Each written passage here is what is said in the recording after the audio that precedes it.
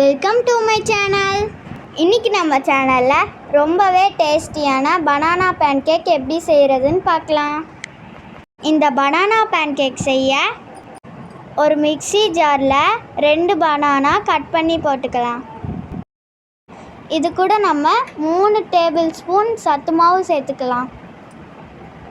சத்து மாவு இல்லைன்னா நம்ம கோதுமை மாவு கூட சேர்த்துக்கலாம். இது கூட 100 ml பால் சேர்த்துக்கலாம்.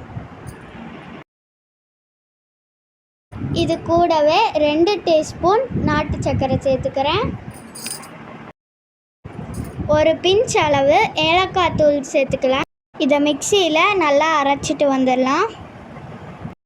நமக்கு மாவு இந்த பதத்தில் தான் இருக்கணும்.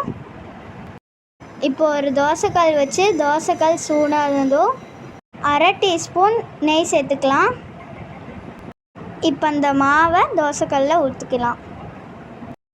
நல்லா திக்காக ஊற்றிட்டு மீடியம் ஃப்ளேம்லேயே வேக விடலாம்.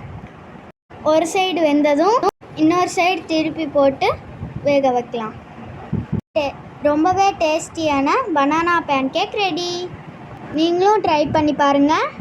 வீடியோக்கு ஒரு லைக் கொடுங்க. சேனலை சப்ஸ்கிரைப் பண்ணிக்கோங்க.